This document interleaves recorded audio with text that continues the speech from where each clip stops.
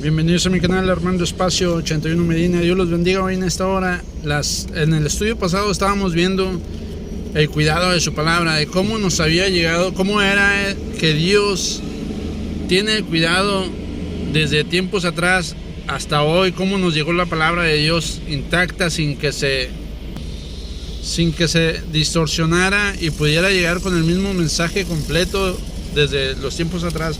Hoy vamos a ver la palabra de Dios en el estudio. Hoy se llama la puntuación de la escritura o de cualquier escrito, de cualquier libro. Es preciso examinar la puntuación, que es una pausa para separar los pensamientos, dándole sentido. Si leemos cualquier frase sin puntuación, vamos a encontrarnos con situaciones que no vamos a llegar a ninguna conclusión alguna. Entonces estaremos imposibilitados de entender el texto. Por ejemplo, dice la palabra del Señor, vayamos a la palabra del Señor, Gálatas 6:7, dice: no os engañéis, Dios no puede ser burlado. Puede imaginarse usted, mi hermano, si lee alguna pequeña frase sin puntuación y pudiera citar apenas la primera parte, ¿cómo quedaría Gálatas 6:7? Diría, si lo hacemos sin puntuación, ¿sí? Diría: no os engañéis, Dios. No os engañéis, Dios. Sin puntuación. Pero si le ponemos puntuación a Gálatas 6:7, que escrito está así: no os engañéis, Dios no puede ser burlado. Este simple ejemplo puede mostrar, hermano, que qué tan importante es considerar la puntuación y el cuidado de los textos de la palabra y los versículos y capítulos. Ahora veremos. Ya vemos la puntuación. Ahora vamos a ver lo que es el sujeto. La persona que habla y a quién se dirige.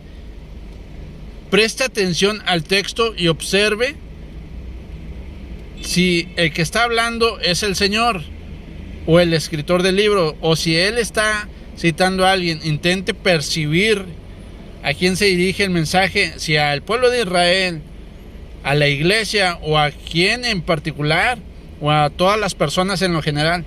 No siempre el escritor anuncia claramente el origen de aquello de lo que se está hablando, como por ejemplo el apóstol Pablo decía en 1 Corintios 7:12, dice: y a los demás yo digo, no en el Señor.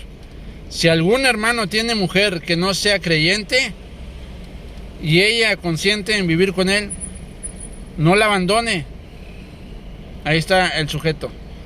Ahí tiene varios llamados este párrafo que dice Pablo. Y a los demás yo digo, no el Señor. Si algún hermano tiene mujer que no sea creyente y ella consiente en vivir con él, no la abandone. Tiene varios puntos y comas que señalan varios diversos de a quién se dirige este versículo. Ahora vayamos al contexto y el tiempo. Dice la palabra del Señor. Dice el de estudio: es importante intentar entender el contexto, o sea, que en qué situaciones el autor se encuentra cuando recomienda alguna cosa o en la palabra de Dios.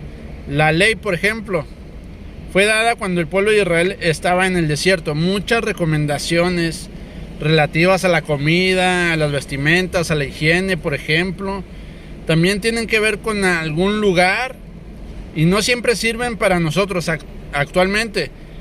Eso se aplica también con algunos conceptos éticos, políticos y sociales. También es necesario, para interpretar correctamente la palabra de Dios, ubicarse en el tiempo en el que alguna cosa fue dicha o practicada, en qué tiempo se vivió. Es posible que determinadas prácticas de algunas épocas no sean aconsejadas para el tiempo de hoy en el que vivimos. Por otro lado, a veces vivimos situaciones semejantes a las que el pueblo de Dios vivió en ciertos momentos, y la enseñanza de aquella época aún hoy nos sirve. El Espíritu Santo, más que en cualquier otra fuente, nos mostrará el camino en situaciones las que debemos tomar. pero siempre siendo guiados por el Espíritu Santo.